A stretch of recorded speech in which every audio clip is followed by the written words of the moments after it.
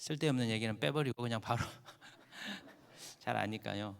제가 오늘부터 3일 동안 열왕기상에 나오는 말씀 엘리야가 등장하기 전까지 말씀을 좀 생각해 보려고 합니다. 제가 목사님 소개할 때 가만 생각하니까 원래 3월 18일이었는가요? 우리가 약속을 그렇게 잡았는데 뭐가 좀 목사님 코로나 걸리시기도 하고 이래저래 안 돼가지고 날짜를 잡는데 이날밖에 안 됐어요. 오늘 요날 제가 또 저희 교회도 뭐 위임식도 있고 임직식도 있고 이렇게 돼가지고 이날밖에 안 되겠다. 또 와서 보니까 이제 사순절이 끝나잖아요. 내일이면 사순절 끝나고 주일이 이제 종료 주일이거든요. 고난 주간, 성 주간에 들어가는데 하나님이 참 여러분들에게 특별한 은혜를 사순절 끝 마무리에 초대교회 교회력에 따르면 이 십자가의 절기가 8주 진행되는데 7주로 이제 마무리되고 고난 주간 넘어가거든요. 그래서 하나님께서 은혜 위에 은혜를 부어 주시려고 하는 것 아닌가 하는 생각이 방금 저기 앉아서 이렇게 들었습니다. 그래서 주님께서 여러분들에게 풍성한 은혜 주실 것 같고 많이 밝아진 것 같아요. 제가 여기 왔는데 여기 수림교회 맞아? 제 기억에 처음에 수림교회 너무 추운 거, 두 번째는 굉장히 어두운 거.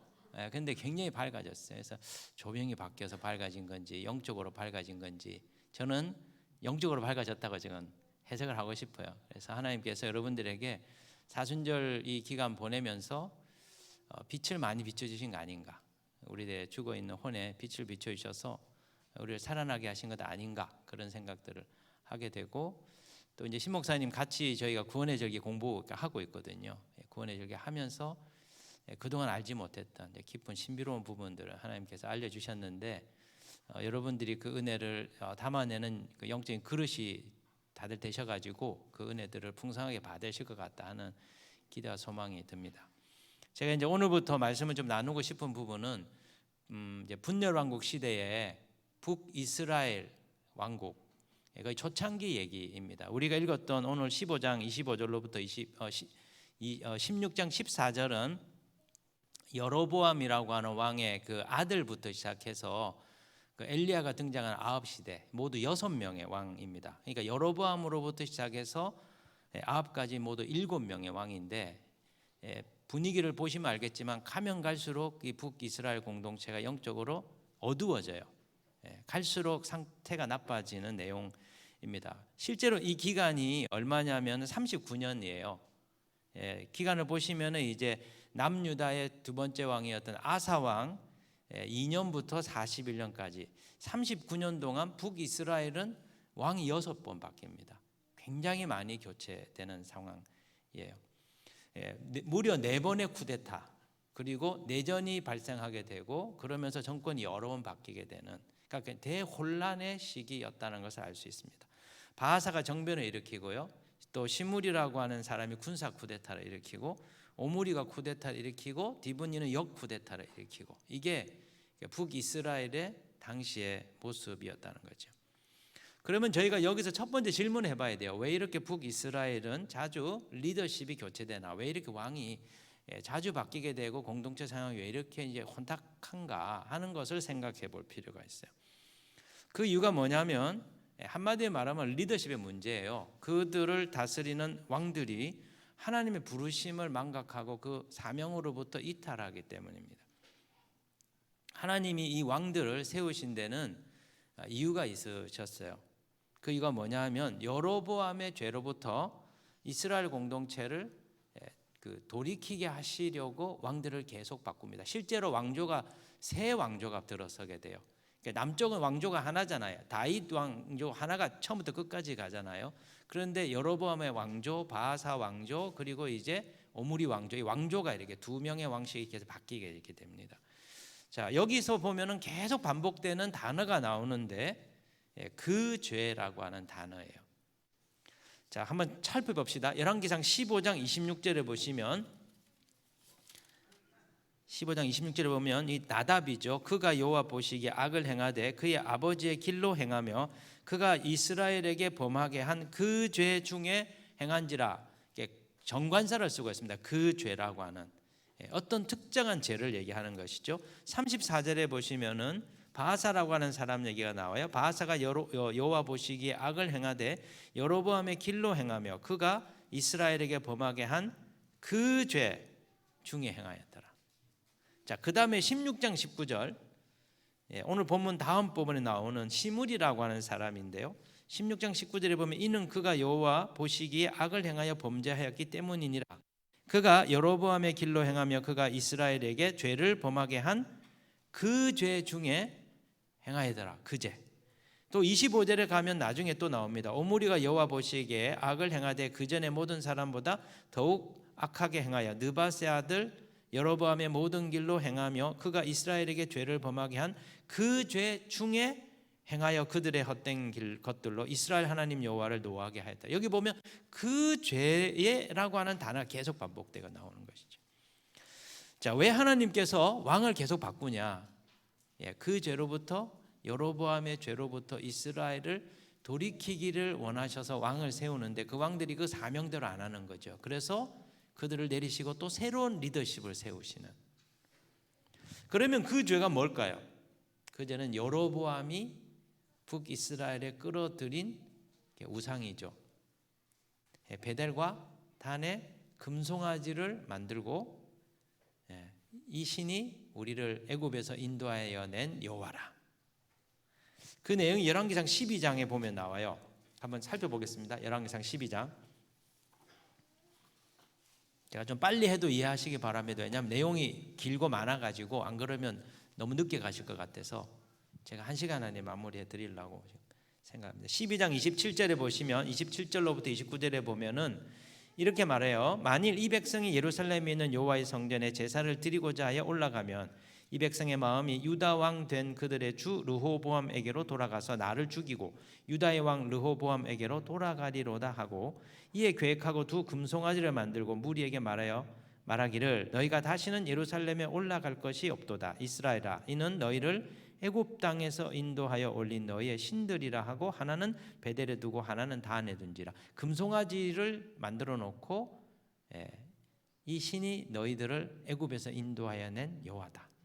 이걸 이제 믿게 한 것이죠. 그리고 실제로 그 뒷부분에 보시면 아시겠지만 이 베델과 단에서 금송아지를 섬기는 무허가 제사장, 오늘날 치면 무인가 목사들을 세워가지고 그 이 신전의 일들을 하게 해요. 결국 이것이 북이스라엘을 여호와 신앙으로부터 점점 멀어지게 만드는 시초가 됩니다. 그래서 하나님이 그 다음에 왕을 통해서 여로보암의 죄로부터 돌이키게 하는데 문제는 뭡니까? 그 이후의 왕들 역시 모두 다 그 죄를 그대로 다 따라했다는 거예요. 자, 나답은 어떠냐? 14장 7절로부터 11절에 보시면 나답의 이야기가 나옵니다. 14장 7절로부터 11절 찾으셨어요?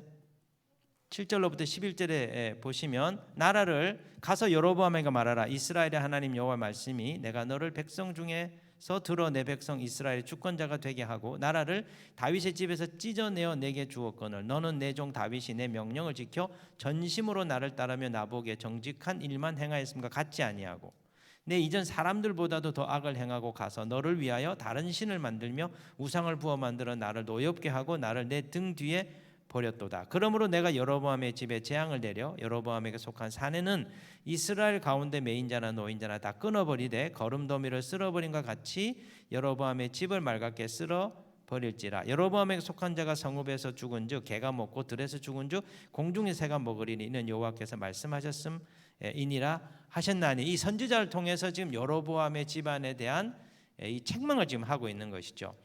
이 여로보암의 죄를 돌이키기 위해서 누구를 세우냐면 그의 아들 나답이라고 하는 왕을 세운 거예요. 그런데 이 사람이 어떻게 합니까?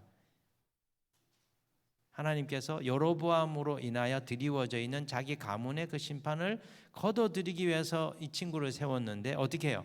이 친구도 똑같이 그의 아버지의 죄를 그대로 따라하는 것이죠. 15장 26절에 보시면은 하나님이 선지자를 보내서 경고하는 이유가 뭐냐면 회개하고 돌이켜서 심판을 면하게 하려고 한 것이에요. 그런데 나답이 어떻게 하냐면 그의 아버지가 했던 그 죄를 그대로 다 따라 했다는 것이죠. 그 다음에 왕을 또 세웁니다. 바하사는 어떻습니까? 16장 2절로부터 3절에 보면 여로보암의 집을 척결하는 심판의 도구로 이 사람을 세웁니다. 16장 2절로부터 3절인가요? 내가 너를 티끌에서 들어 내 백성 이스라엘 위에 주권자가 되게 하였거늘 네가 여로보암의 길로 행하며 내 백성 이스라엘에게 범죄하게 하여 그들의 죄로 나를 노엽게 하였은즉 내가 너 바하사와 내 집을 쓸어버려 내 집이 느바스의 아들 여로보암의 집같이 되게 하리니. 이 사람을 티끌 같은 존재인데 하나의 왕 되게 하셨다는 거예요. 그런데 이 사람도 여전히 여로보암의 그 죄를 따르는 것이죠. 자, 그 뒤에 엘라라고 하는 사람 마찬가지예요. 16장 13절. 그 다음에 16장 19절에 보면 시물이라고 하는 사람이 왕 되는데 이 사람도 또 마찬가지예요. 16장 25절 26절에 보면 오물이라고 하는 사람을 왕으로 세우는데 이 사람도 똑같아요. 이 사람은 훨씬 그보다 더 심하게 해요. 그리고 마지막 16장 30절로부터 33절에 보면 아합은 그보다도 더 나갑니다. 여로보암의 죄에 더해서 바알과 아세라의 우상까지도 받아들이고 심지어는 시돈의 그 왕의 딸인 이세벨과 결혼까지 합니다. 그래서 어떤 일이 벌어져요? 왕을 세웠다가 끌어내리고 왕을 세웠다가 끌어내리고 왕을 세웠다가 끌어내리는 일이 반복되고 있는 것이죠. 여기서 우리가 배워야 될 첫 번째 교훈이 뭐냐면 하나님이 세우시는 교회와 리더들에게는 하나님의 부르심의 사명이 있다는 거예요. 자, 신종렬 목사님이 여기 담임 목사 됐어. 왜 세우셨을까요? 하나님이 이 교회를 통해서 하시고자 하는 부르심의 사명이 있는 것이죠. 왜 여러분을 부르셔서 물된 동상 수림교회라고 하는 공동체를 교회를 여기 세우신 걸까요? 왜 저를 생명예비 광성교회라고 하는 교회를 맡겨 주셔서 교회를 세우게 하신 걸까요? 하나님이 이 시대 속에서 우리가 해야 될 사명들이 다 있기 때문에. 자, 모세는 어떻습니까? 이스라엘 민족을 애굽에서 탈출시키는 게 그의 사명이었습니다. 여호수아는 약속의 땅 가나안을 정복하는 게 그의 사명이었습니다. 다윗은 사울 왕에 의해서 깨어지고 상한 나라를 치유하고 회복하는 것이 그의 사명이었습니다. 솔로몬은 예루살렘의 성전을 건축하고 열방의 제사장 나라가 되도록 하는 일이 그의 사명이었습니다. 마찬가지로 저와 여러분에게도 하나님이 뭔가 사명이 있기 때문에 우리를 부르신 것이죠. 특별히 이 코로나 시대에 우리를 불러 모으신 데는 그분의 깊은 경륜이 있는 것이죠. 특별히 우리가 좀 생각을 해야 돼요. 왜 3년이라고 하는 기간 동안 하나님 우리를 이 대전염병의 시기, 팬데믹의 시기를 통과하게 했을까? 자, 목회적으로 보면요, 완전히 시대가 달라진 겁니다. 우리 목사들은 지금 굉장히 당황스럽습니다. 그러니까 그동안 했던 목회적인 모든 방법과 도구가 하나도 먹히지 않는 새로운 시대를 만난 겁니다. 이제는 교인들을 교회에다 불러 모을 수가 없어요. 교회 오세요. 나오셔야 됩니다. 저 코로나 걸렸는데 그럼 오지 마세요. 그러니까 열흘은 기본이에요. 우리 목사님도 돌아가면서 코로나 걸려가지고 자동 휴가예요. 자동 휴가. 이제는 예전에 했던 게 안 통합니다. 안 믿는 분들을 불러가지고 전도해가지고 교회 오세요. 안 옵니다. 시대가 바뀌었습니다. 집에서 지금 아마 온라인으로 이 부흥사경에 보고 계신 분들 많으시겠죠, 그죠? 이제는 그런 어떤 예배 생활을 정지할 수 없는 시대가 된 겁니다. 그걸 양성화해야 되는 시대가 된 거예요. 소그룹을 이제 전부 다 줌으로 합니다. 저희는 오히려 이제 힘들어하셔요. 목사님 줌으로 하기 너무 힘든데 그래도 하셔야 됩니다. 나이 막 60, 70 되시는 분들한테도 제가 지금 예비 리더 훈련을 줌으로 하거든요. 그 다음에 트랜스포메이션 스쿨도 줌으로 하거든요. 어떤 분은 줌으로 하기 때문에 못하겠다 그래서 그냥 하지 마시라고 그랬어요. 시대가 바뀌었어요. 목회적 도구가 완전히 지금 전환되고 있는 시기거든요. 이제는 온라인이 메인이 돼야 될지도 모르는 시대가 돼버렸어요. 그렇다면 왜 하나님이 우리를 이런 시기를 통과하게 하는 걸까요? 새로운 사명이 있는 것이죠. 그 뭡니까? 마지막 시대를 대비하는 교회가 되길 원하는 거예요. 그러니까 마지막 시대를 구원하는 구원의 방주가 되기를 원하는 것이죠. 지난 3년 동안의 이 팬데믹은 제가 봤을 때는 종말의 징조예요. 누가복음 21장 11절에 보면 이렇게 말씀합니다. 곳곳에 지진과 기근과 전염병이 있겠고 또 무서운 일과 하늘로부터 큰 징조들이 있을 거다. 마지막 때 종말의 때 어떤 게 있다고요? 큰 전염병이 있을 거라고 예고가 되어 있어요. 자, 코로나로 사망한 사람의 전 세계 숫자가 얼마인 줄 아세요? 3월 8일자 600만 명이 조금 넘었어요. 600만 명이 죽었어요. 이 전염병 때문에. 여러분, 이런 일이 있었습니까? 우리 인류 역사상 이런 일이 없었어요. 전 세계적으로 전염병이 동시에 퍼져가지고 공항을 다 폐쇄하는 이런 일이 있었습니까? 이런 일이 없었어요. 자, 회사를 운영해야 되는데 나오지 마시고 집에서 열흘 동안 한 달 동안 일하세요. 그런 적이 있었습니까? 없었어요. 이게 마지막 때죠. 종말의 징조입니다. 마지막에 가까웠다고 하는 징조죠. 이런 마지막 때를 사는, 마지막 시대를 사는 목회자와 성도들과 교회들, 그들에게는 이 시대에 사명이 있는 것이죠. 그게 뭡니까?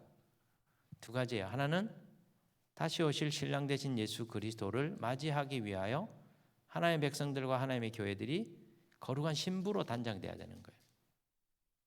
이게 이제 우리의 신부의 영성에 대해서 얘기하잖아요. 또 한 가지 뭐냐면 어둠이 점점점 증가하고 있는 사단이 마지막 시대에 최후의 이렇게 발악을 하잖아요.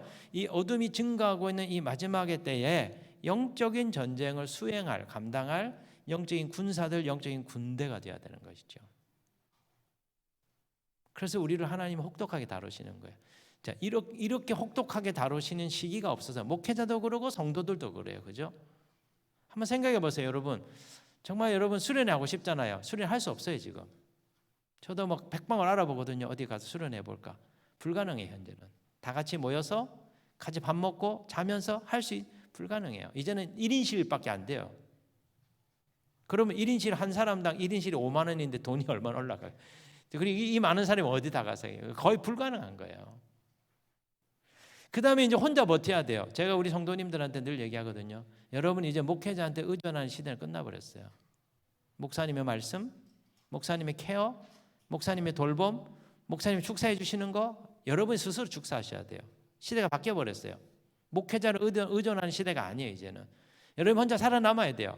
기초 개인 경건 훈련을 해가지고 여러분이 스스로 집에서 혼자 고립되어 있으면서도 여러분 스스로 자가 발전해가지고 여러분의 내면에 이미 오신 생명의 씨앗 되신 예수 그리스도로부터 그 혼에서부터 나오는 구원의 샘의 음물을 받아 먹으면서 살아남아야 돼요. 이제는 교회를 원망하는 교회 뭐 다른 사람 나를 안 돌봐줘 내가 힘들다 그렇게 얘기할 수 있는 시대가 아닙니다. 이제는 소그룹이 가정이 신앙 공동체 중심이어야 됩니다. 소그룹 공동체는 가정이에요. 다른 건 다 무너져도 집에 모여서 지금 신앙생활 할 수 있잖아요. 집에서 가장이 영적인 이 리더십을 가지고 말씀을 먹이고 그리고 거기서 예배를 회복하고 거기서 자녀들을 말씀으로 양육하고 그렇게 하나님 나라를 만들어가는 일들을 해야 되는 거죠. 시대가 완전히 달라져 버린 거예요. 그렇기 때문에 우리를 혹독하게 다루시는 겁니다. 제가 우리 교회 성도님한테 그 얘기했거든요. 여러분이 지금 오늘 교회 갈까 말까 그냥 힘든데 그냥 집에서 편안하게 드리지.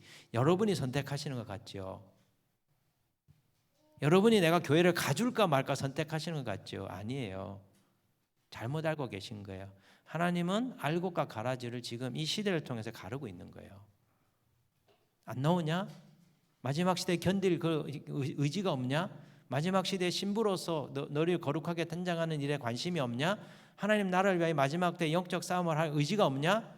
그러면 아웃. 하나님 우리를 배제시키는 거예요. 그래서 마지막 시대 때는 뭐예요? 배교의 시대라 배교. 많은 이들이 신앙을 버리게 되는. 그래서 지금 하나님은 가리고 있는 거예요, 여러분. 내가 그래서 이 하나님의 그 부르심을 받는 무리 속에 내가 들어갈 수 있냐 없느냐 아주 처절한 시기에 놓여 있는 겁니다. 목회자도 역시 마찬가지입니다. 목회자 상황이 힘들기 때문에 내가 널브러져 있을 것인가 아니면 이런 시대 속에서도 마지막 시대의 시대적 사명을 감당해서 내가 뭘 할 건가? 우리 목회자들은요 지금 정말 은혜의 시대예요. 제가 볼 때는 교인들 신방 안 해도 되잖아요. 안 가도 욕 안 하잖아요, 여러분. 목사님 이제 오시면 그거 하는데 얼마나 좋은 시대입니까? 앉아서 책 보지요, 연구하지요, 깊은 기도하지요. 3년 동안 뭐 한 겁니까? 우리 영혼의 목회자들의 영혼의 창고에 하나님 은혜들을 저장하게 하셨어요. 구원의 절기 그래서 3년 전에 배우게 하신 거예요. 얼마나 행복한 시대를 보냈는지 몰라요, 저는. 구원의 절기 2번 했거든요. 초대교회 가르침 여러 가지 공부해 놨거든요. 그 이제 싹싹 나오기 시작할 거예요. 이제 그 다음에 성경 공부 할 거 많이 나. 고린도후서도 해놓고 뭐도 해놓고 뭐도 해놓고 지금 여러분 나눈 게 전부 다 이 시기에 나온 거예요. 관점을 바꾸셔야 돼요. 지금 힘든 시기가 아니에요. 은혜의 때예요. 사실은 마지막 때에 그 부르심의 사명을 이룰 수 있는 사람으로 하나님 우리를 지금 예비시키고 있는 것이죠. 그러기 위해서 우리에게 필요한 게 뭐냐? 우리 안에 없애야 할 여로보암의 그 죄가 있는 거예요. 하나님 우리 각자의 기대요. 하나님께서 여로보암의 그 죄를 우리로부터 제하기를 원하시는 거예요. 한국 교회 안에 만연해 있는 여로보암의 그 죄가 뭘까요? 제가 오늘 좀 묵상을 좀 해봤어요. 근데 오늘 베델과 단에 있는 금송아지를 묵상하면서 뭘 생각했냐면 자기의 욕망을 위하여 하나님을 믿는 신앙. 베델에 있는 단에 있는 금송아지는요 여호와라고 불렀어요. 북이스라엘 사람들이 이는 우리를 애굽에서 인도하여 낸 여호와라. 여호와 하나님을 믿는 신앙을 가지고 있는 겁니다. 그런데 왜곡된 신이죠. 무엇을 왜곡되게 만든 겁니까? 자기 욕망을 이루기 위해서 진짜 하나님의 모습이 있고 진짜 하나님의 부르심이 있고 진짜 하나님 원하시는 신앙의 길이 있는데 그 길을 가지 않고 하나님의 방식의 길을 가지 않고 내가 원하는 방식의 길을 딱 만들어 놓고 사람들이 원하는 방식의 신앙생활의 패턴을 만들어 놓고 이렇게 잘 믿으면 하나님 복 주시니까 이렇게 신앙생활 하세요. 사람들이 원하는 데 맞추어져 있는 신앙이에요. 그러니까 베델과 단에 있는 금송아지는 욕망의 신이라. 내 욕망과 내 필요를 채워주는 신이에요. 그래서 그 신으로부터 내가 원하는 걸 얻어내기 위해서 열심히 교회 봉사하고 열심히 헌금 갖다 내고 열심히 교회에서 요구하는 모든 활동들에 내 시간을 바치는 거예요. 굉장히 열정적이고 열심히 믿는 신앙이죠. 그러나 그 이면에는 뭐가 있죠? 하나님이 내 욕구를 들어주셔야 돼. 내가 병이 났는데 이 병을 고쳐주셔야 돼. 내 취직이 안 되는데 이 취직 되게 해주셔야 돼. 내가 임신이 안 되는데 임신 되게 해주셔야 돼. 내가 취직이 안 되는데 취직 되게 해주셔야 돼. 내가 결혼이 안 되는데 결혼 되게 해주셔야 돼. 내 지금 내면에 상처가 있는데 내 상처를 치유해 주셔야 돼. 내가 바라는 것들을 들어주시는 그 하나님을 믿는 신앙. 그 베델의 단의 금송아지 신이라는 것이죠. 그걸 하나님 우리로 하여금 그 죄를 없애라는 거예요. 나 중심의 신앙이 아니고 하나님 중심의 신앙, 하나님의 방식에 맞는 신앙. 때로는 그 하나님의 방식이 우리한테 충돌이 일어나요. 자, 지난 3년 동안 우리가 2년 반 동안 코로나의 시간을 보내게 되었습니다. 욕망의 신앙을 깨트리시려고 하시는 저는 섭리의 시간이었다고 믿어요. 기존의 모든 교회 활동이 완전히 뒤흔들어지는 영적 진동의 시간이었습니다. 자, 교회들의 바람이 뭐였을까요? 대부분 교회들은 교회가 성장하고 부흥하는 거예요.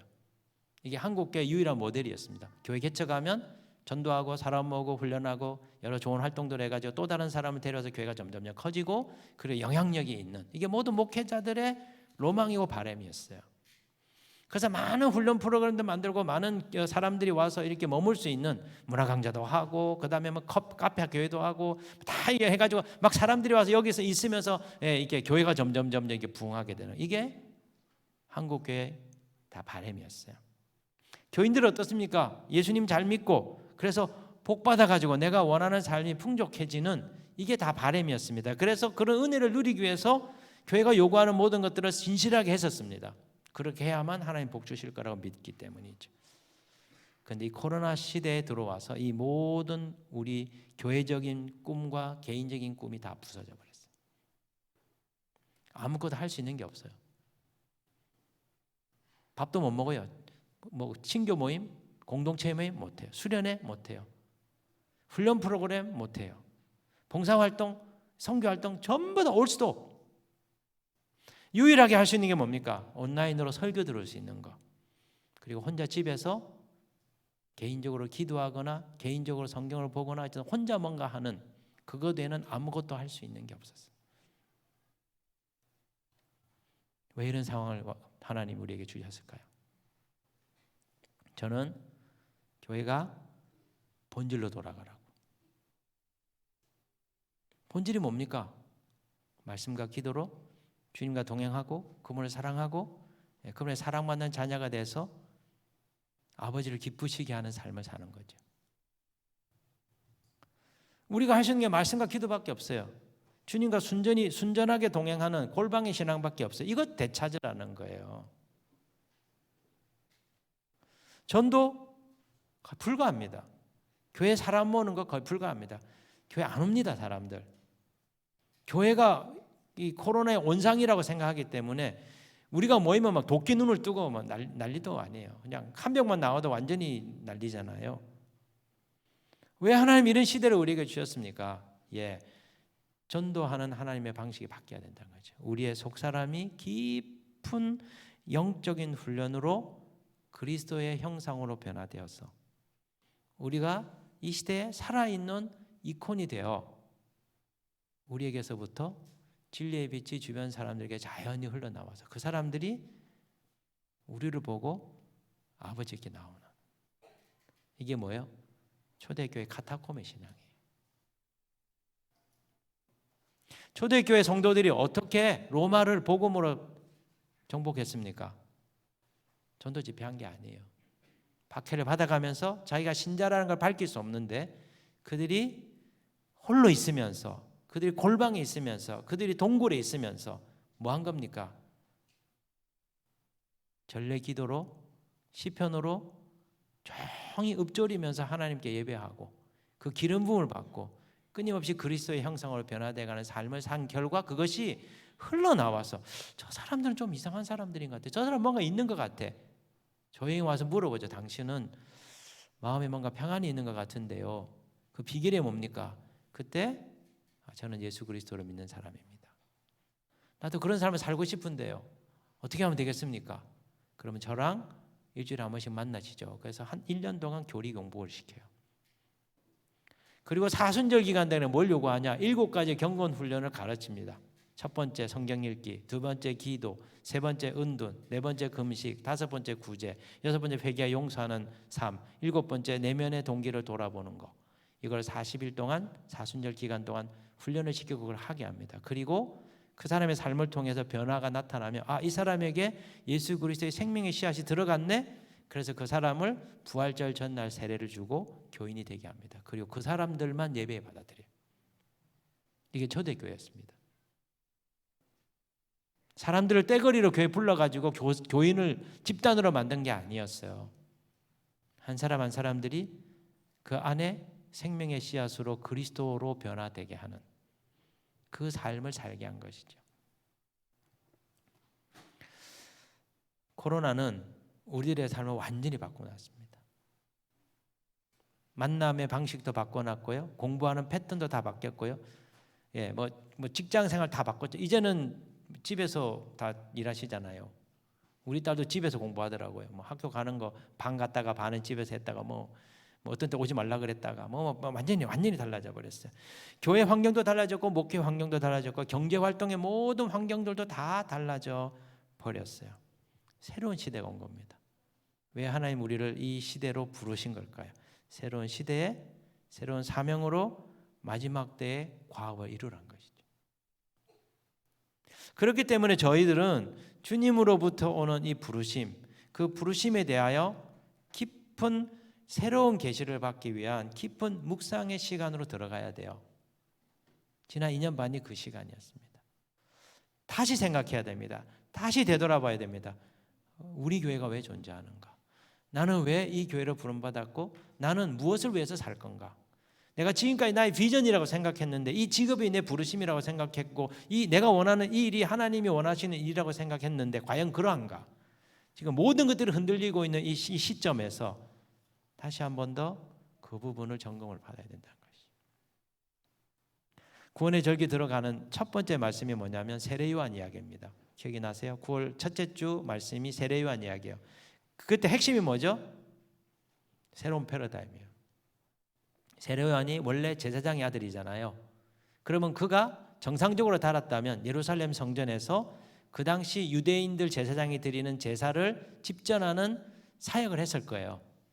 그런데 그가 헤롯의 그 영아 살해 그 상황 속에서 광야로 도피를 하게 되죠. 평생 거기 삽니다.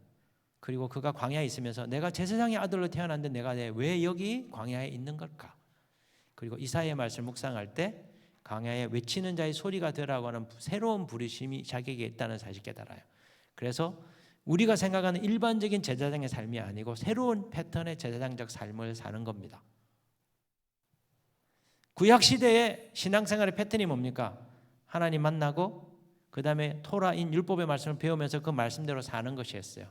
이게 예전의 패러다임입니다. 자, 여러분 하나님 예수님 믿고 영접하셨습니까? 이제는 말씀 보면서 이 말씀대로 사세요. 말씀대로 잘 살면 하나님 복 주십니다. 하나님 은혜 주십니다. 언약의 복을 받게 됩니다. 그래서 우리가 그런 줄 알고 살았습니다. 근데 문제는 뭡니까? 말씀대로 살려고 하는데 안 사라져요. 죽을 때까지 치유해야 돼. 여기는 치유하는 교회잖아요. 우리 안에 너무나 문제가 많다는 사실을 알게 되었습니다. 주님이 우리에게 주신 새로운 패러다임의 신앙생활이 뭡니까? 말씀 배우고 말씀을 알아가지고 말씀을 내가 의지적으로 사는 게 아니에요. 안 돼요. 내 안에 내 혼이 타락의 영향으로 깨어져 있고 죽음의 영향력 아래 있다는 사실을 우리가 알게 되는 거죠.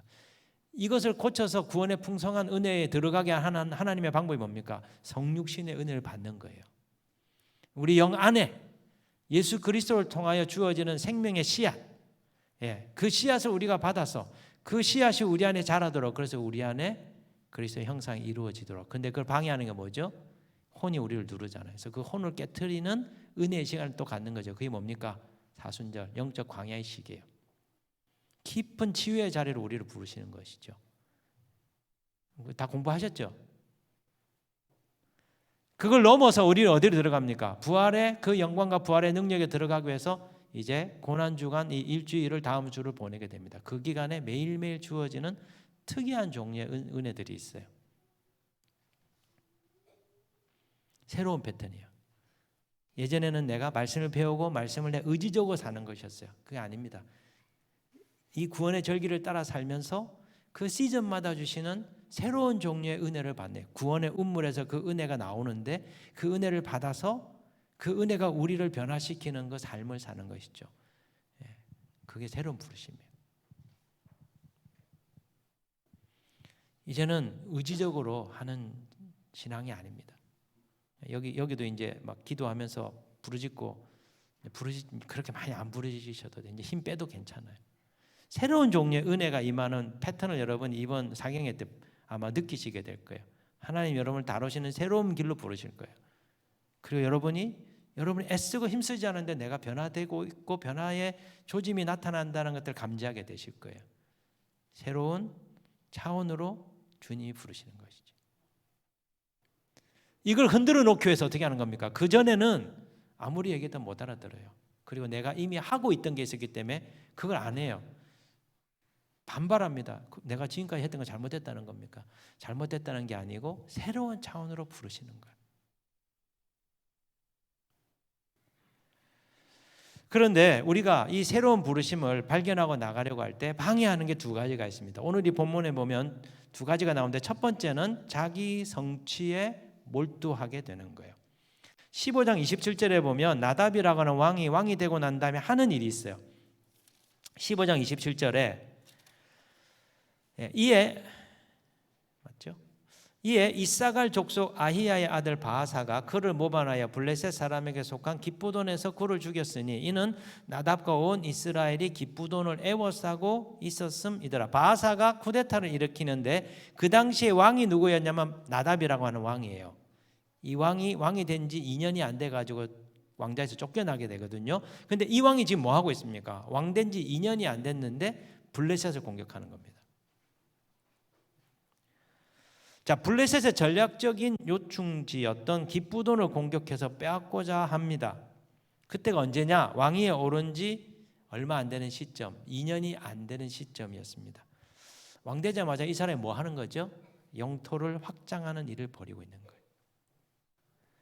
여러분, 사람들이 하나님으로부터 받은 영적인 부르심과 사명에서부터 멀어지면 뭘 하냐? 삶이 무의미하니까, 인생의 목적이 희미하니까 뭔가 의미 있는 자기만의 목표를 딱 세워요. 그리고 그 목표를 이루기 위해서 달려듭니다. 직장 이렇게 다니다가 이게 뭐 좀 안 풀리고 이렇게 하면 대부분 두 가지잖아요. 젊을 때는 두 가지, 나이 들 때는 세 가지가 있어요. 첫 번째 뭐죠? 다니다가 힘들면 대학원 가서 공부하겠다 그래요. 그다음 두 번째 뭐죠? 당연히 공부는 아니다 싶으면 좀 더 좋은 다른 직장으로 이직하겠대요. 예, 그것도 저것도 다 해보고 이제 안 되면 마지막에 뭐 하죠? 사업을 하겠대요. 그 중에 거의 다 있어요. 예, 그래서 이직의 왕도 있어요. 우리 교회 보면 이직의 왕, 이직 엄청 많이 하시는. 늘 찾아오면 딱 뻑하면 오늘도 얼마 전에 다음에 올라오기 전에 전화가지고 막 회사 그만둘 거 막 맨날 고민하고 울고 불고 뭐 이렇게 하든지 갑자기 그만두려고 했는데 월급을 올려줬다고 막 기분이 너무 좋아서 선물을 샀다고 저한테. 제가 버텨라, 웬만하면 버텨라, 딴 데 가다 마찬가지라. 예. 일은 적게 하고 복지는 좋고 월급은 많이 주고 그리고 인격적으로 대해주고 그런 데는 없습니다. 네가 사장 한번 돼보세요. 그런 직원이 있다면 여러분 속 터지잖아요, 그죠? 월급은 적게 많이 받기 원하고 일은 적게 하고, 그죠? 자기 뭐 휴가 받고 싶을 때 다 받고, 그 다음에 꼬박꼬박 말대꾸 다 하고 싶은 얘기 다 하고. 내가 왜 그런 사람을 데리고 내가 일을 해야 돼요? 힘들죠 그러면. 그 왜 그렇습니까? 내가 하나님으로부터 진짜 부름받은 목적이 불분명하기 때문에. 그래서 인생이 더더욱 허무하게 느껴지는 거죠. 그래서 의미 있어야 되니까 자기가 의미 있는 걸 자꾸 만드는 거예요. 이렇게 사업의 목표를 정해놔가지고, 자, 사업이 잘 되면 어떻게 합니까? 사업 하나 더 늘려. 그 다음 사업을 더 늘려가 다니면 새로운 아이템에 또 다른 사업을 해. 뭐 이렇게 나가는 거예요. 사람은 그냥 가만히 있지를 못해요. 가만히 있어도 존재 가치가 있고 존재 의미가 있고 가만히 있어도 돼야 되거든요. 왜요? 내 안에 계신 그리스도와 친밀한 사랑의 관계를 나누면서 그분과 함께 살면 그냥 일이 열리기 시작해요. 이게 안 되는 거죠. 이게. 여러분, 우리는 하나님이 주신 목적을 알고 그것을 향해 달려가야 돼요.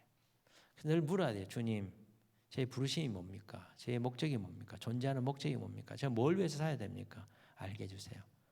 그런데 알게 됩니까? 안 됩니까? 맨날 모르겠어. 이 나이 돼도 맨날 모르겠어요. 근데 비결이 뭔지 아세요? 우리 안에 영이 우리 안에 우리 영에 와 있는 생명의 씨앗이 점점 자라고 우리 혼의 타락한 어두움들이 벗겨지기 시작하면 갑자기 이게 내 부르심인 것 같네. 알게 되는 시기가 온대요. 그게 초대교회 방법이에요. 왜냐하면 우리 영 안에 오신 그리스도께서 이미 우리를 지으실 때, 창조하실 때 우리를 어디에 두고 어떻게 살게 하시기를 원하시는지 이미 우리에게 그 디자인이 있거든요. 그 비전의 씨앗을 딱 주는 거예요. 이게 자라면서 이 비전의 씨앗도 점점 자라면서 갑자기 이게 보여지는 거예요. 그러니까 지난주 사순절 말씀이 실로암 맹인의 얘기잖아요. 이 사람이 태어날 때부터 맹인이거든요. 그런데 누가 눈을 만든 겁니까? 하나님이 눈을 만드시는 분이잖아요. 그래서 맹인에게 시력을 주면서 사순절에 주시는 마지막의 은혜가 뭐냐면 우리의 내면에 새로운 눈을 준다는 거예요. 보여져요 갑자기. 이게 사순절의 마지막 은총이에요. 영적인 시력을 회복하는 거예요. 영적인 눈을 창조해 주시는 거예요. 안 보였어요. 말씀을 봐도 모르겠어요. 감춰져 있는 하나님의 그 비밀스러운 거 모르겠어요. 내 인생에 대한 부르심이 뭔지를 모르겠어요. 이 코로나 시대 속에서 어떻게 살아야지 모르겠어요. 우리 부부의 어떤 앞날, 우리 가정의 앞날, 우리 아이의 앞날 모르겠어요. 우리 딸도 고등학생인데 맨날 자기 자기 뭘 해야 될지 모르겠다고 맨날 그래요. 그럼 제가 얘기하죠. 언젠가 알게 된다. 다른 애는 안 돼요. 그 거짓말이다. 진짜 자기 부르심을 아는 애는 한 10% 안 된다. 우리가 걸어온 인생을 보세요. 맨날 바뀌었잖아요. 지금도 모르잖아요. 근데 어떻게 알고 갑니까? 억지로 만들어 놓고 가는 거예요. 시대가 그렇게 만들어 놓은 거죠. 속지 마세요. 우리 안에 우리의 부르심의 비전의 씨앗이 있는데 이게 어느 순간에 딱 계시의 눈이 열리면서 보여지는 거예요. 이게 안 되기 때문에 어떻게 합니까? 쓸데없는 목표를 정해놓고 거기다가 자기 에너지를 쓰는 거죠. 두 번째, 우리의 부르심을 방해하는 두 번째 요인은 쾌락적인 삶이에요. 16장 8절 9절에 보면 이제 엘라라고 하는 왕이 나옵니다. 16장 8절 9절. 이 사람 좀 달라요. 유다의 아사 왕 제26년에 바하사의 아들 엘라가 디르사에서 이스라엘 왕이 되어 2년 동안 그 왕위에 있으니라. 엘라가 디르사에서 왕국 맡은 자 아르산의 집에서 마시고 취할 때에 그 신하 곧 병거 절반을 통솔한 지휘관 시므리가 왕을 모반하여 시므리가 들어가서 그를 쳐 죽이고 그를 대신하여 왕이 되니 곧 유다의 아사 왕 제27년이라. 자, 여기 보면은 엘라라가는 왕이 나오는데 이 사람도 나답처럼 왕이 된 지 2년 통치하고 왕위에서 끌어져 내려옵니다. 근데 이 사람은 왕 되고 나서 뭐 합니까? 이 앞에 나왔던 나답은 그래도 목표를 정해가지고 블레셋 정벌을 하자 이렇게 거창한 외적인 목표를 정하잖아요. 이 친구는 뭐 하고 있어요? 국내 대신 아르사의 집에서 마시고 취하는 파티를 하고 있어요. 그 시각에 그의 부하들은 뭐 하고 있었습니까? 블레셋과 전쟁을 하고 있었어요. 열왕기상 16장 15절 16절 보면 그 내용이 나와요. 자기 부하들은 전쟁에 나가 있는데 이 사람은 뭐 합니까? 청와대 비서실장하고 뭐 하고 있는 거예요? 파티를 하고 있는 거예요. 하라고 하는 이스라엘의 영적인 계획은 안 하고 여로보암의 죄를 제거하는 영적인 계획을 하지 않고 먹고 마시고 취하고 즐기는 일에 빠져 있는 거죠. 비전이 없이 사명이 없이 목적이 없이 살면 사람이 이렇게 되는 거예요.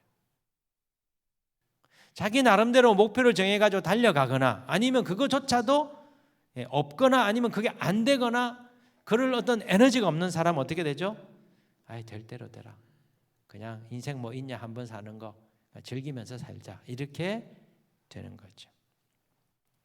한번 보세요. 오늘 우리 시대를. 오늘 우리 시대는 삶을 즐기는 쪽으로 가거나 아니면 지나친 목표를 정해놓고 그 성취에 완전히 빠져드는 두 부류의 흐름이 있어요. 자, 하나의 흐름은 우리는 대표적으로 욜로족이라고 하는 사람들을 볼 수 있습니다. 욜로가 뭐냐면 YOLO, 그죠? You only live once. 인생은 한 번뿐이다. 그러니 현재의 행복을 위해서 살아라. 이게 욜로족입니다. 그래서 이 사람들은 미래를 위해서 내 집 마련을 준비한다든지 노후 준비를 한다든지 이런 거 관심 없어요. 지금 당장의 삶의 질을 높여주는 취미생활, 자기 개발에 더 많이 시간과 자기의 돈을 투자합니다. 어젠가에 그젠가에 저는 보진 않는데 이게 기사에 보니까 유재석이라는 사람, 유재석인가 누가 예능 프로그램 뭐 이렇게 유재석인가 누군가 하는 예능 프로그램에 이 친구들 나왔어요. 파이어족하고 욜로족 나와가지고 대출 받아가지고 차만 8번 바꿨대요. 저축을 안 해. 왜냐하면 2% 뭐 저축해봐자 이자가 2%인데 뭐 할 이유가 뭐가 있냐는 거죠. 그래서 대출 받아가지고 멋진 차 8번 바꿨대요. 그 다음에 어떤 여자애는 결혼하면 못 쓰니까 결혼하기 전에 명품 마음껏 사. 그래가 집에 명품이 있는데 아직 레텔도 이게 태그도 이게 뭐랄까 자르지 않은 그런 거 막 잔뜩 있다는 것이죠. 이게 오늘 우리 시대의 한 흐름이에요. 왜요? 이제는 돈 모아가지고 내 집 사는 건 불가능하잖아요.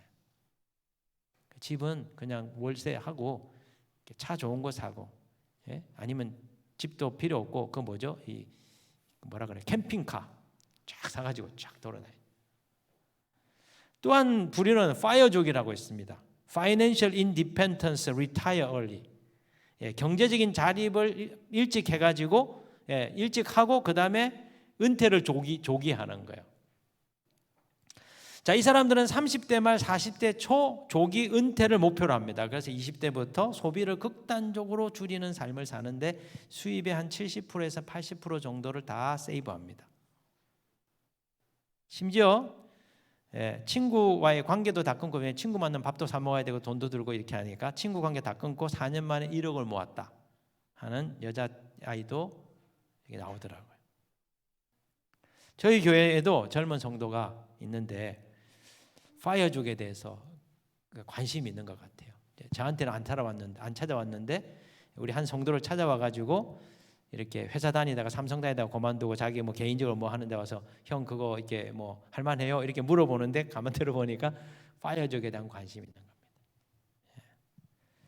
부동산에 굉장히 밝아요. 그래가지고 아파트를 샀어요, 젊은데. 그리고 저한테는 말 안 하는데 하나 더 산 것 같아요.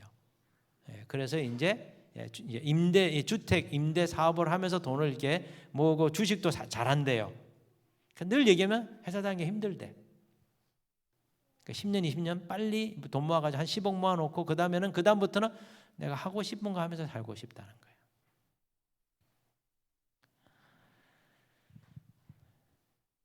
만약에 저에게 찾아와서 상담을 한다면 저는 그냥 회사 다녀라.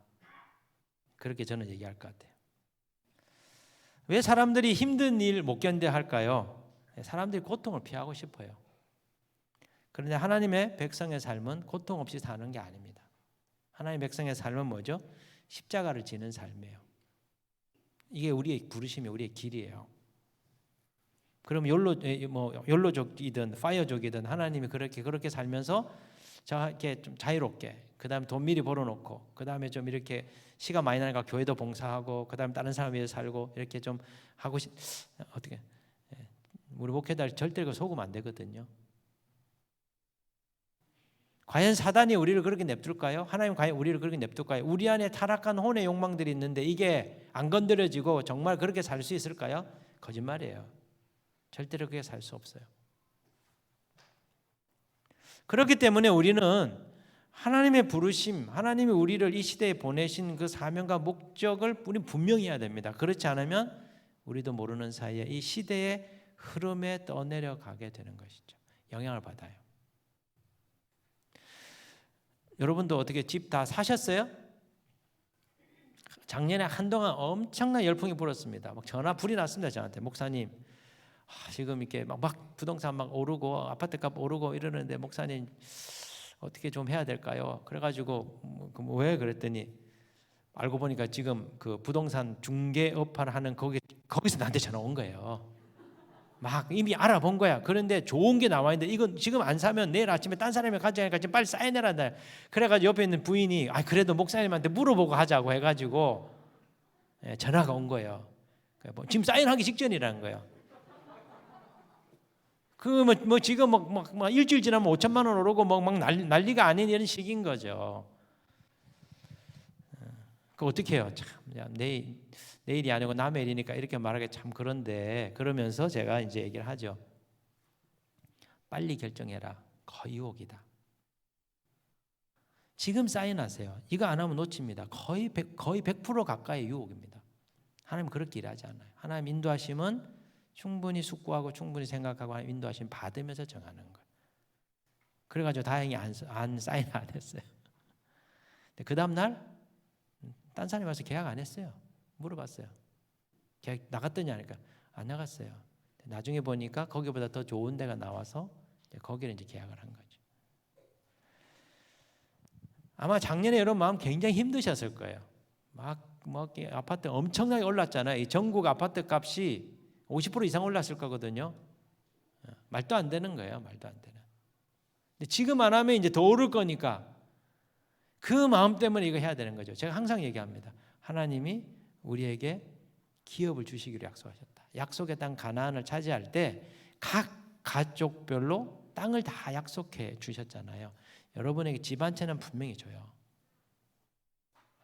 많이 모으려고는 하지 마세요. 많이 모으면 어떻게 될까요? 전부 다 자식들한테 다 유산으로 가게 돼 있어요. 내가 열심히 모아가지고 결국은 누구 좋은 일 합니까? 자식 좋은 일 하는 거예요.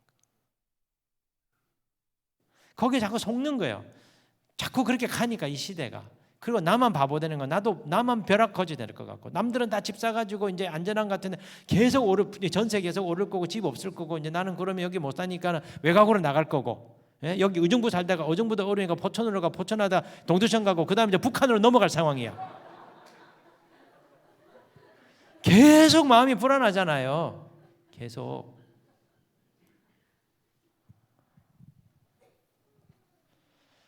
이제 문제는 뭡니까? 미국 연준이 이자를 올린다는 거야. 기준금리를 올린다는 거야. 지금 2번, 3번 더 오를 거야 앞으로. 저희도 1% 이제 은행 대출 1% 오르는데 우리 빚이 한 40억, 한 30몇억 되거든요. 4, 5천만 원 올라요. 1%만 올라도 1년에 한 4천만 원 이자를 더 내야 돼요. 아마 지금 여러분 만약에 연끌해 가지고 만약 샀다, 굉장히 힘드실 거예요. 또 그렇다고 또 막 그때 괴로워하면 안 됩니다. 이미 베린 거, 이미 지나간 거 후회하면 안 돼요. 여러분 약속의 땅 정복을 할 때 하나님이 아이성을 정복할 때 이스라엘 백성들이 망하잖아요. 왜요? 여리고성을 정복했을 때 그걸 다 바쳐야 되는데 안 바치고 숨겨놨기 때문에 아이성 전투에서 패배하잖아요. 근데 하나님 이상해요. 아이성 전투에 올라갔다가 패배했는데 어떻게 합니까? 그 다음에 차지하게 되죠. 우리가 설사 만약에 잘못 판단해가지고 내가 일을 저질렀다 하더라도 그건 거기서 하나님이 끝내요. 회개하고 이제부터 바르게 살겠습니다. 그러면 인도하세요. 그럼 이 상황 속에서 내가 지금 죽게 되었는데 주님이 이끄시는 길을 가고자 하면 주님이 살 길을 열어주세요. 불안해하면 안 돼요. 내가 만약 잘못해서 일을 저질렀다. 그러면 진짜 하나님, 자 지금 돌이켜보면 너무 떠밀려가지고 불안해가지고 불신 때문에 이렇게 했습니다. 회개합니다. 이제 진짜 주님만 믿고 가겠습니다. 사라고 하면 사고 팔라고 하면 팔고 머물라면 머물고 떠나라면 떠나고 당신이 살 길이시니 당신이 이끄신 대로 가겠습니다. 예. 그렇게 다시 시작해야죠. 그러면 빚 문제라든지 대출 문제 하나님 기적으로 풀어주세요.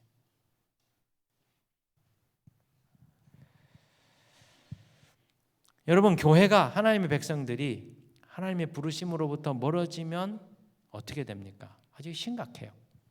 아주 영적으로 치명적인 일이 벌어집니다. 어떤 일이 벌어지냐? 그들이 몸을 담고 있는 공동체의 영적인 보호막이 사라져버려요. 오늘 이 본문에 보면 15장 25절에 보면 여로보암의 아들 나답이 이제 곤자에서부터 내려오게 되는 일이 벌어집니다. 15장 25절에 보시면은 유다의 아사왕 둘째 여로보암의 아들 나답이 이스라엘 왕이 되어 2년 동안 이스라엘을 다스리니라. 그가 여호와 보시기에 악을 행하되 그의 아버지의 길로 행하며 그가 이스라엘에게 범하게 한 그 죄 중에 행한지라. 자, 이 사람이 왕되고 2년 다스립니다. 그런데 바하사의 군사 쿠데타로 거기서 죽임을 당해요. 그리고 이 여로보암의 집안 자체가 완전히 몰살하게 됩니다. 15장 28절로부터 30절에 보시면은 유다의 아사 왕 셋째 해에 바하사가 나답을 죽이고 대신하에 왕이 되고 왕이 될 때 여로보암의 온 집을 쳐서 생명 있는 자를 한 사람도 남기지 아니하고 다 멸하였는데 여호와께서 그의 종 실로 사람 아히야를 통하여 하신 말씀과 같이 되었으니 완전히 여로보암 집안 자체가 쑥대밭이 되게 됩니다. 그런데 여기 보면 이상한 점이 하나 있어요. 유다의 왕 아비암도 유다의 왕이 아비암이 있었습니다. 르호보암의 아들이에요. 둘째 아들이에요. 이 사람이 왕이 되었다가 죽게 되는데 이 사람은 여호와 보시기에 악을 행했는데 이상해요. 평안하게 죽음을 맞이하게 돼요. 15장 1절로부터 5절에 보시면 이렇게 나옵니다. 느밧의 아들 여로보암 18째 해에 아비암이 유다 왕이 되고 예루살렘에서 3년 동안 다스리는 이 친구도 3년밖에 못 다녔는데 실제는 3년이 아니에요. 2년 조금밖에 안 돼요. 그의 어머니의 이름은 마아가요 아비살롬의 딸이더라. 아비암이 그의 아버지가 이미 행한 모든 죄를 행하고 그의 마음이 그의 조상 다윗의 마음과 같지 아니하여 그의 하나님 여호와 앞에 온전하지 못하였으나 그의 하나님 여호와께서 다윗을 위하여 예루살렘에서 그에게 등불을 주시되 그의 아들을 세워 뒤를 잇게 하사 예루살렘을 견고하게 하셨으니 이는 다윗이 햇사람 우리아의 일 외에는 평생에 여호와 보시기에 정직하게 행하고 자기에게 명령하신 모든 일을 어기지 아니하였음이라. 여러분 우리가 가지고 있는 고정관념이 뭐죠? 하나님 말씀대로 살면 복 주시고 하나님 말씀대로 안 살면 벌 받는다. 이게 우리 생각이잖아요. 근데 이상해요. 북이스라엘의 왕은 잘못했는데 완전히 집안이 거덜나고 남유다의 왕은 똑같이 잘못했는데 평안히 죽어요. 왜 이런 차이가 있냐는 거죠. 그 결정적인 차이는 유다의 왕 아비암은 그의 조상 증조 할아버지 다윗의 신앙 때문에 보호를 받은 겁니다. 반면에 북이스라엘의 나답이라고 하는 왕은 그의 아버지 여로보암의 우상 숭배 때문에 영적인 보호를 받지 못한 겁니다. 저는 이것을 영적인 보호막이 있느냐 없느냐의 문제라는 거죠. 여러분 잘 아셔야 돼요. 내 신앙은 내 신앙으로 끝나는 게 아니에요. 나의 신앙이 신실하면 나의 이 신실한 신앙이 내 자녀와 내 자손들을 덮어주는 영적인 덮개와 영적인 보호막을 생기게 합니다. 그래서 우리 자녀들이 우리의 가문이 영적인 공격으로부터 보호를 받아요. 이게 신비예요.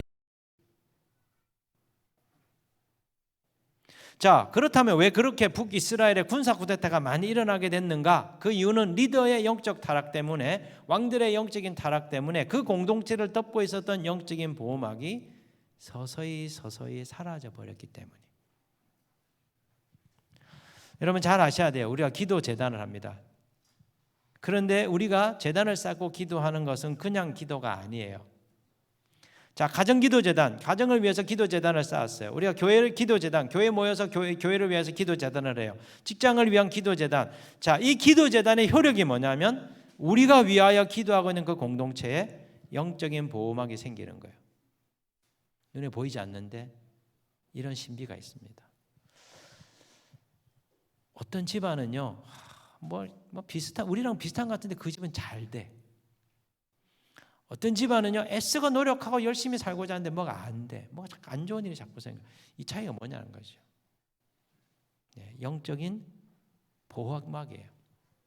그 위에 부모님이, 그 위에 할머니, 할아버지가 보호막을 만들어 두셨어요. 저희 집사람, 그러니까 외할머니, 외할아버지가 합동신학교를 세우신 박윤선 박사님이라고 하는 분이 계셔서 돌아가신 분인데, 그 합동신학교를 세우신 박윤선 박사님이 개척을 해서 목회를 할 때 같이 교회를 개척하신 분이에요. 그래서 수석 장로님으로 평생을 섬기시다가 이제 은퇴하신 분이에요. 근데 그분이 그 가문의 첫 신앙인입니다. 그리고 우리 우리 장모님 이제 가정인데 거기에 슬하의 자녀만 해도 한 8명이지 10명 정도 되거든요. 그럼 그 밑에 손주들까지 다 하면 한 80명 정도 돼요. 근데 매일 아침마다 딱 일어나셔가지고 거실 소파에 앉으셔, 두 분이 할머니 할아버지가 거실 소파에 딱 앉으셔가지고 그 아들 딸 손주들 이름 하나씩 부르면서 쭉 기도하신대요. 그럼 딱 기도하면 애 한번 이름 말하고 기도하고 애 이름 얘기하고 말하고 쫙 기도하면 딱 정확하게 시간이 40분 딱 걸린대. 그걸 평생을 하신 거예요. 제가 그 덕을 본 거예요. 제가 그 덕을. 그 집안에서 유일한 목사거든요. 제가 하는 게 잘 되잖아요. 하는 게 잘 돼요. 저는 우리 교인들 저 와 있는데 우리 교인 집사에 와 있는데, 아니 작년에 제가 가만히 있는데 100억짜리 건물을 받았잖아요. 저 안 지었어요. 그냥 합치자 그래가지고 합쳤어요. 86억 들여가지고 지은 건물이에요. 여러분 교회보다 커요. 조금 더 커. 들어갔는데 1년 만에 12억 빚 갚았어요. 어느 날 갑자기 12월 20 며칠인가 5억이 헌금이 들어왔어요. 그 다음에 한 달 지났는데 또 2억이 또 들어왔어요. 그 저희가 모은 거랑 뭐예요? 1년 만에 12억을 갚았어요, 여러분. 기적 아니에요? 왜 그럴까요? 영적인 보호막이 있는 거예요. 제 앞에 전임자가 그렇게 기도를 많이 하셨어요. 그분이 교회 개척하고 30년 동안 애쓰시고 그리고 그 교회 사가지고 지으시고 얼마나 기도하셨겠어요. 어떤 사업을 하는 분을 위해서 그렇게 기도를 많이 하셨대요. 그런데 그분이 그만두고 제가 담임 되고 난 다음에 갑자기 사업이 떠버린 거예요. 이 사람이. 작년 말에 1600억을 투자 유치 받았어요. 그래 그 목사님 저보고 자기가 그 사람 사업 잘 되게 기도했는데 덕을 보는 거는 목사님이 보는 것 같다고.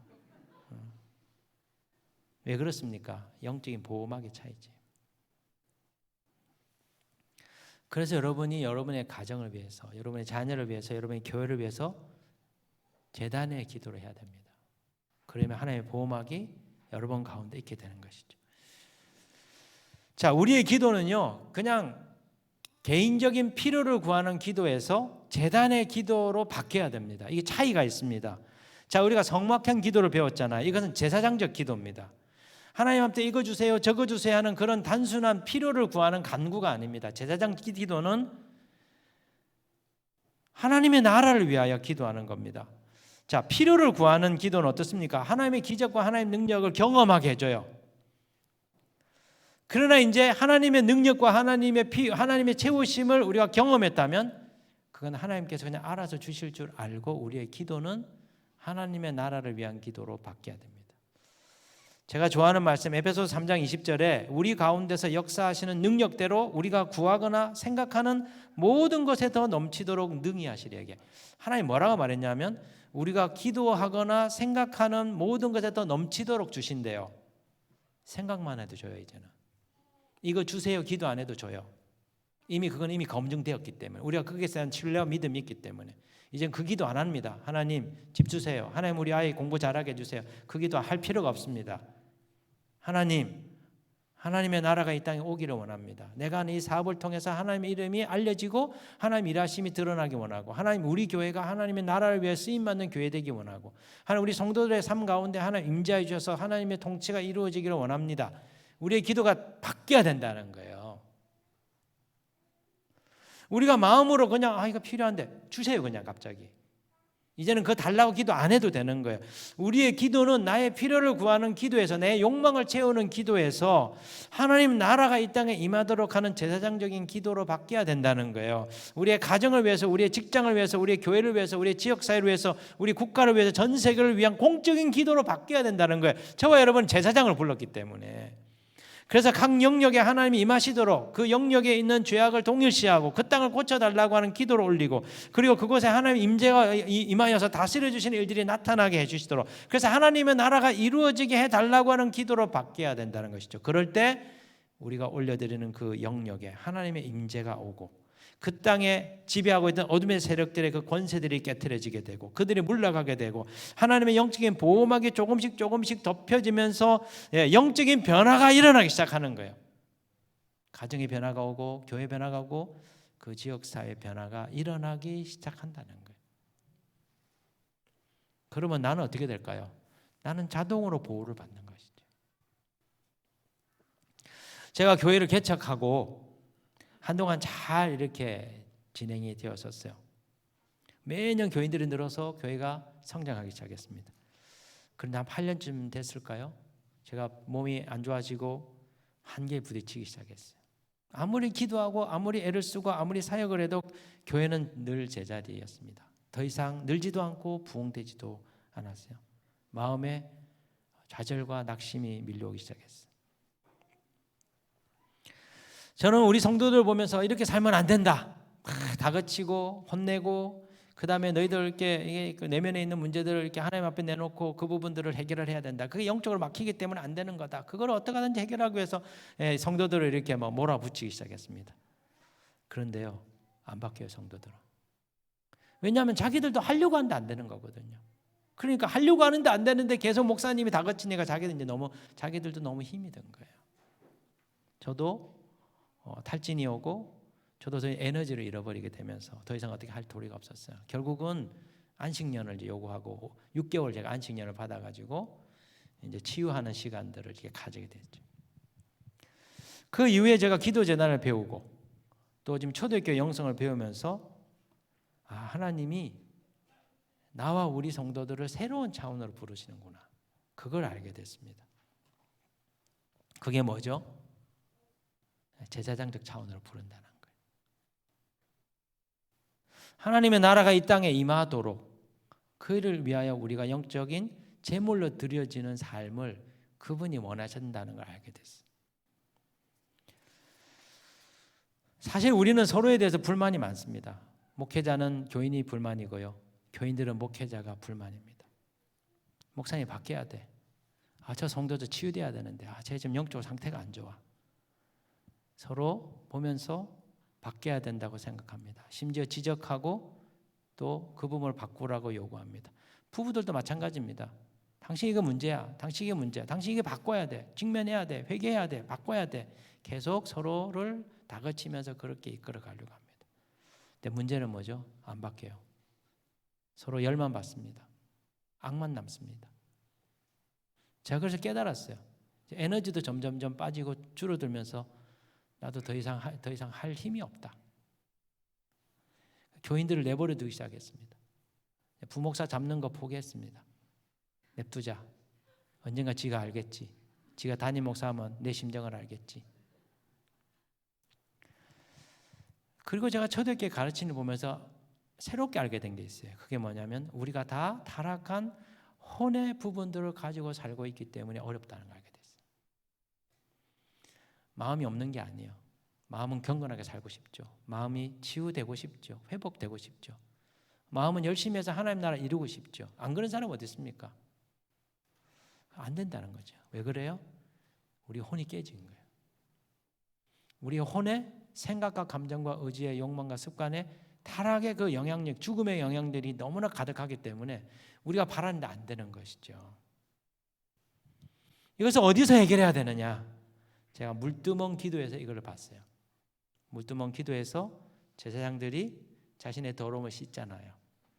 자, 매일 아침마다 하나님 앞에 기도의 제단을 드리면서 물두멍 기도를 드렸습니다. 하나님, 제 혼에 더럽혀지고 깨어지고 상한 것들이 이 생수로 씻어지기 원합니다. 예수 그리스도의 보혈로 씻어지기 원합니다.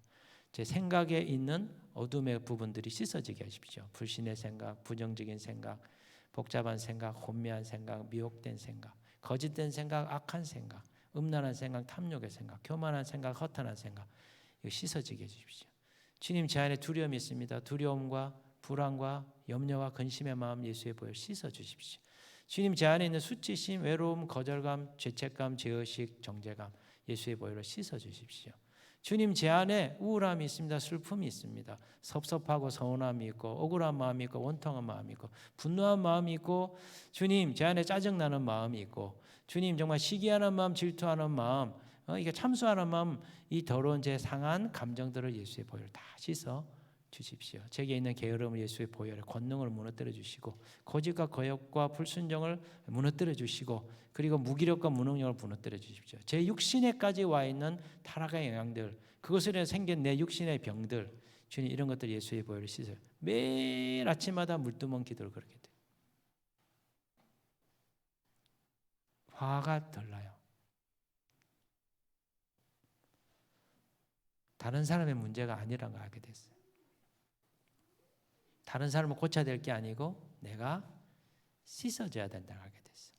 씻어지니까 다른 사람의 허물을 보고 예전에는 고치려고 했는데, 예전에는 치유시키려고 했는데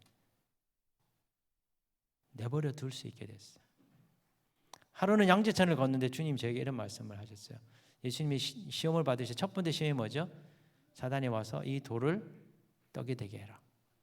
제가 묵상을 하는데 예수님이 돌을 떡이 되게 하라고 했는데 예수님이 떡을 안 만들잖아요. 능력이 있었는데도. 근데 주님이 제게 가르치셨어요. 교인들을 변화시키려고 하지 마라. 너 치유의 능력이 있는 거 안다. 돌을, 너희 교인은 다 돌멩이다. 그 돌멩이를 치유해서 변화시키려고 하면 변화 안 된다. 돌멩이들은 돌멩이로 냅둬라. 예, 그래서 제가 치유사가 안 해요. 어떻게 하는 줄 아세요? 초대교회 영성을 가르쳐요. 예. 말씀기도, 보혈기도, 초대교회 기도재단을 통해서 스스로 자신의 영 안에 오신 생명의 씨앗이 자라도록, 그래서 그것이 그의 혼을 씻으면서 그들이 변화되어 가도록.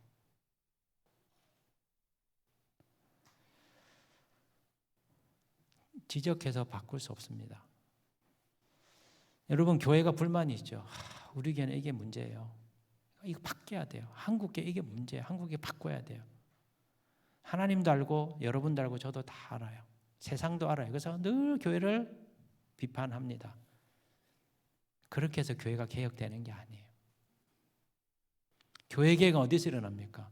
우리의 속사람이 그리스도의 보혈로 씻어지고 정화되고 새롭게 될 때, 그때 일어나는 것이죠. 뭘 기도해야 됩니까? 하나님, 우리 교회에 하나의 임재가 오기를 원합니다. 우리 목사님에게, 우리 성도들에게 주님 임하시기 원합니다.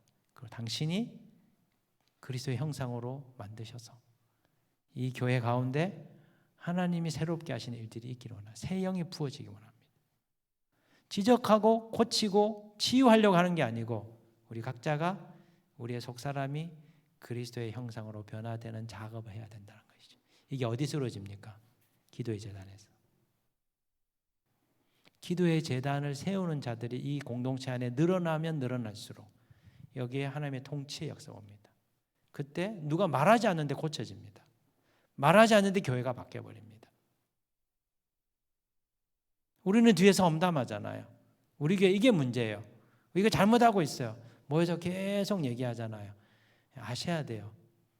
험담하게 하는 영들에게 농락을 당하고 있다는 거예요. 그걸 회개하는 거죠. 하나님, 제가 선한 의도이지만은 제가 험담했습니다. 비난했습니다. 이게 내 안에 있는 어둠입니다.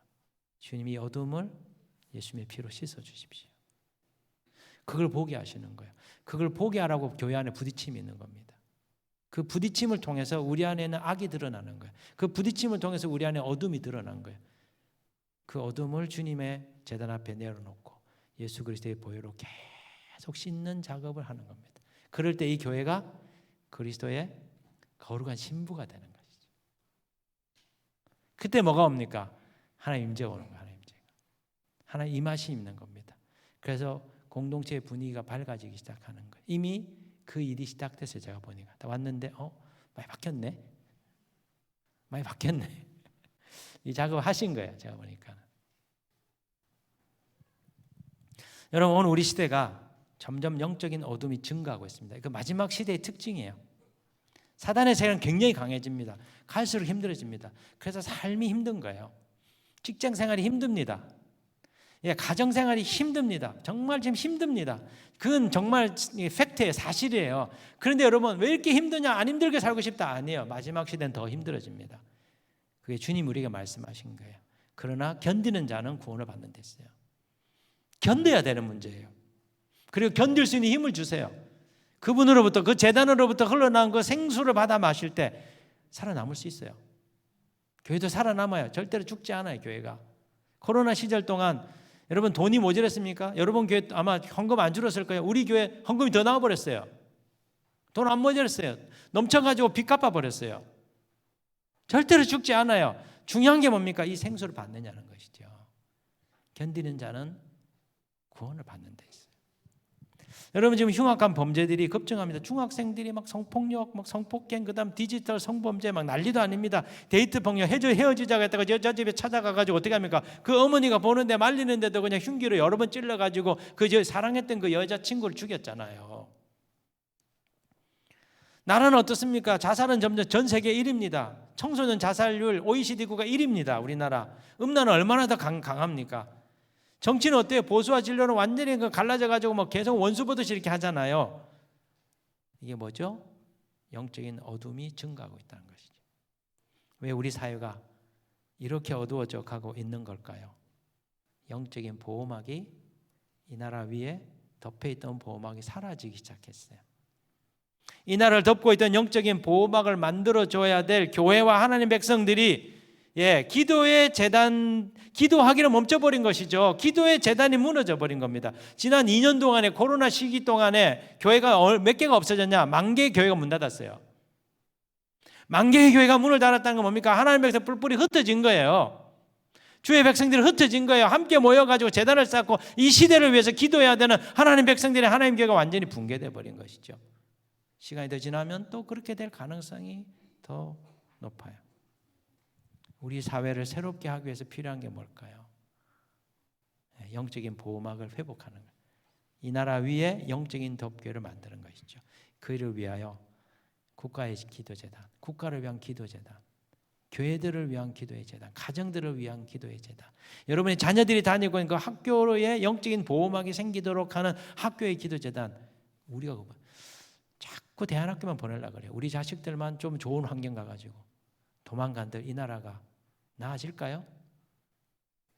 공교육은 누가 할 겁니까? 공교육은 모세는 공교육으로 세움받은 자예요. 모세는 세속적인 이집트 왕궁에서 교육을 받은 자잖아요. 그래도 이스라엘 민족을 구했어요. 그래서 우리 아내가 그 말씀 묵상하고 공교육 보내자. 우리 딸에서 공교육 보냈습니다. 대안학교 안 보내고. 그리고 뭐 해야 됩니까? 우리 딸이 가 있는 그 학교에 영적인 덮개가 있도록 제사장적 기도를 올리는 것이죠. 그러면 학교 변해요. 그걸 위해서 우리가 부름받은 겁니다. 이 세상이 너무 어두우니까 밝은 곳으로 가자. 아니에요. 어두운 곳에서 빛이 오게 하는 일을 하라고 우리가 부름받은 거예요. 이 교회가 너무 안 좋다. 좋은 교회로 가자가 아니고 이 교회가 좋은 교회가 되도록 우리가 제사장적 사역으로 부름받은 거예요. 그럴 때 이 어둠 속에 하나님의 빛의 역사들이 일어나게. 그래서 세상이 소망을 보는 것이죠. 달라질 수 있구나. 사랑하는 형제자매 여러분, 이 나라를 주의 날개로 덮을 교회들과 하나님의 사람들이 절실해요. 이 같은 사람을 주님께서 찾기 위해서, 이 같은 사람을 얻기 위해서 지난 2년 반 동안 영적인 진동으로 흔드신 거예요. 저는 이 수림교회가 이 하나님의 섭리 가운데 새 시대를 향한 부르심에 동참했으면 좋겠어요.